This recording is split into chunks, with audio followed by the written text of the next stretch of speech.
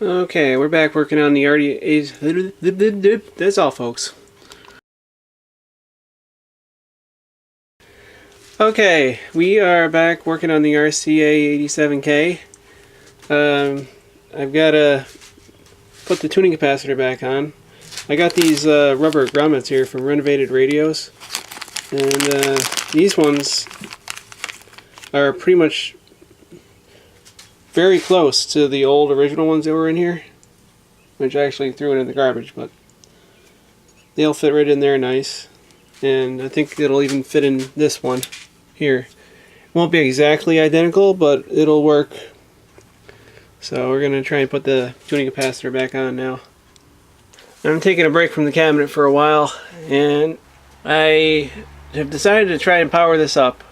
I haven't done any electronic work on it yet, so I just want to power it up because Bill already did some recapping of the radio and stuff, so it should be okay. There's some old paper capacitors still in there, but I don't think those will be too big of a deal. I should at least do something. So I don't have the dial pointer or the cord back in yet. I just screwed this to the front because I do have a couple of leads on a dial glass, so I may be getting a dial glass pretty soon. And I'm missing a bulb out of there, and there's a bulb there, there's a bulb down there, and here's the tuning eye. Everything's all plugged in. I had to replace this wire here for the grid cap, and when I put the new wire in, it was just short of where it needed to be, so I couldn't clip it on there, so I had to make it long. I think I made it a little too long, but I can always trim that up. Cleaned all the tubes up. So let's get some knobs on this thing and see what it does. Okay, I got the knobs on. I got this plugged in to my radio testing only outlet. So power, let's plug that in. Where is my cord?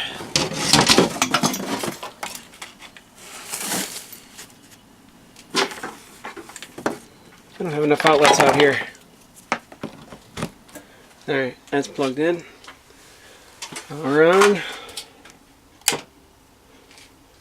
And let's slowly crank up the voltage.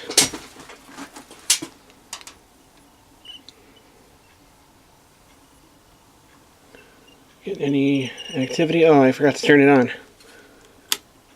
There we go. Alright, we're down. Not even up at 10 volts yet. Alright, we're above 50. Getting anything here?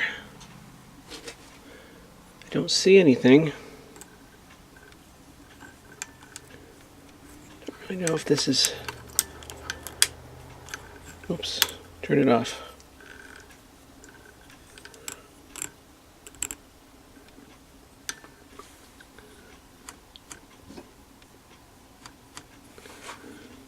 Let's try turn it up a little bit more. It's drawing some current.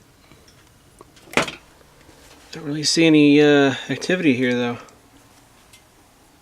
Let's try to turn it off, see if the current goes down. Yep. It's drawn. Oh yeah, we got some heater action right there. I guess all the light bulbs are burned out. Either burned out or they need a ground to the chassis here. That's what I was missing. Didn't see any lights. So let's let it warm up a little bit. Alright, let's turn the voltage up to 110 here.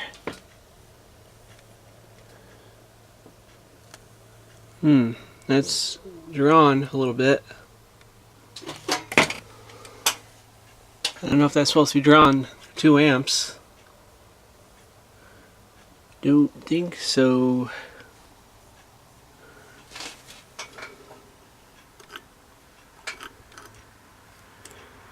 Yeah, we definitely got some tubes lighting up here.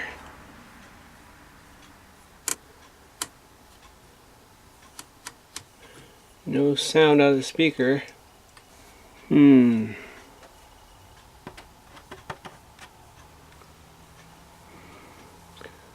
Yep, that's drawn way too much. I better shut that down. I don't think that's supposed to be drawing that much current. So we've got some electrical issues in here to deal with. So probably end up replacing some more capacitors. That'll be fun.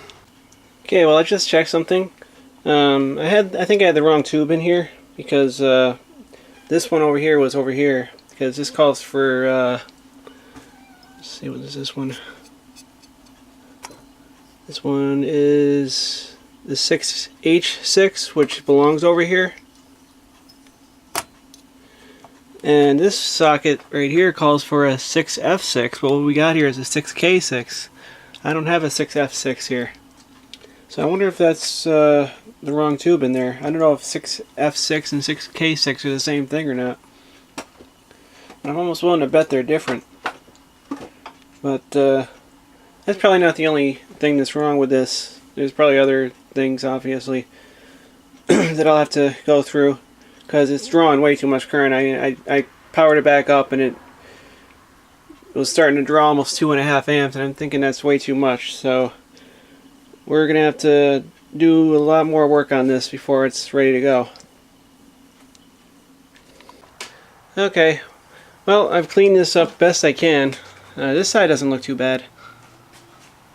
Front's not so bad. This side you can still see a little bit of scratches here, but I think once I get some finish on it, it'll look a lot better. I want to use some of this dark walnut here on the bottom, because I want the bottom to be a little darker than the rest of the radio, just because I think it'll look really cool. But right now we're gonna strip the inside of here, because it looks like somebody painted this some time ago, and it looks really ugly. So I'm gonna see if I can strip that out of there before I go ahead and seal it up.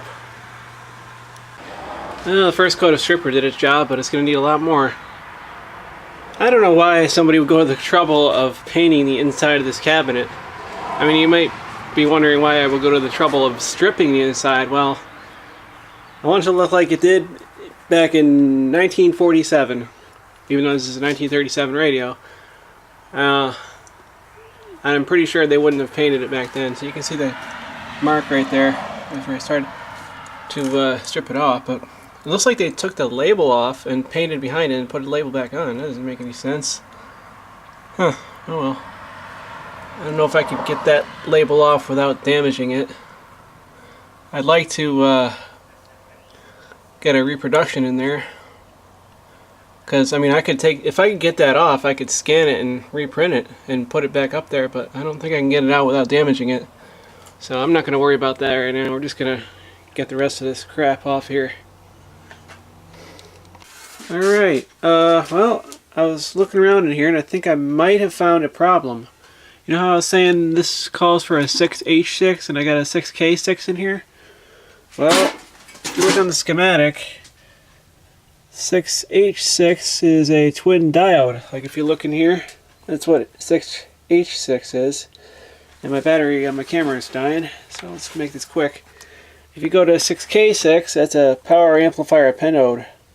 So they're completely different tubes. So somebody somewhere put the wrong tube in there. So that might be all that's wrong with this.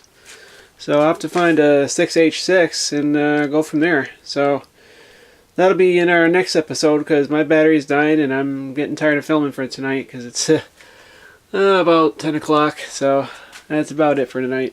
Thanks for watching.